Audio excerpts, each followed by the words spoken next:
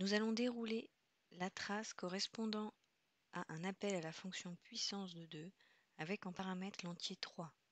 Le programme va donc calculer 2 puissance 3, à savoir 8. Lors du premier appel à la fonction puissance de 2, le paramètre NB prend la valeur 3. Le premier test, si NB vaut 0, est donc faux et c'est le contenu du else qui va s'exécuter.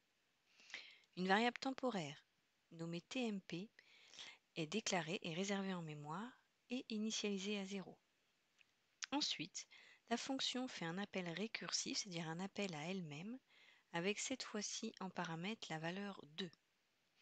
Ce qu'il faut comprendre, c'est que la mise à jour de la variable TMP va être mise en attente jusqu'à ce que ce nouvel appel à la fonction puissance de 2 retourne. On voit bien qu'en mémoire, un nouvel espace a été réservé pour ce deuxième appel à la fonction puissance de 2. Et une nouvelle variable NB est réservée en mémoire et initialisée à 2. Le code de la fonction est exécuté. Le premier test, si NB vaut 0, est toujours faux. C'est le contenu du else est exécuté. Une nouvelle variable TMP est réservée en mémoire et initialisée à 0. Il y a de nouveau un appel récursif à la fonction puissance de 2 à la ligne 6.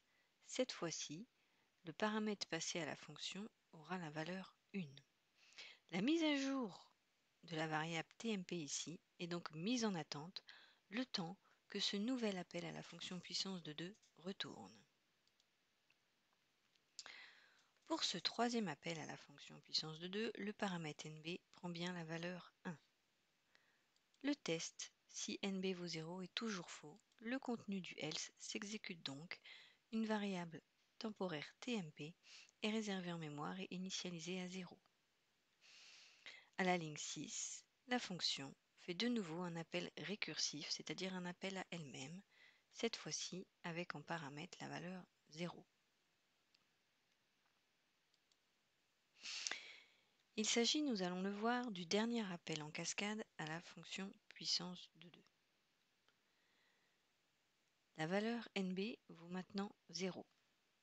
Le test, si NB vaut 0, est donc vrai et la fonction va retourner 1. Cette valeur 1 va être récupérée par l'appel précédent à la fonction puissance de 2. Ce qui va permettre ici, dans ce troisième appel à la fonction puissance de 2, de mettre à jour la variable TMP qui prend la valeur 2. Cette valeur est retournée à l'appel précédent de la fonction.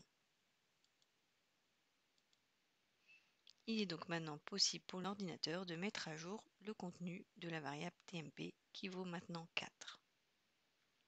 Et ainsi de suite. On remonte jusqu'au premier appel à la fonction puissance de 2.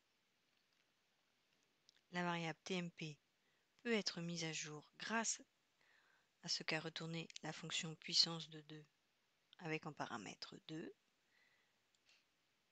Pour finir, c'est ce qui est retourné par ce premier appel à la fonction puissance de 2 qui est affiché par le programme, soit 8.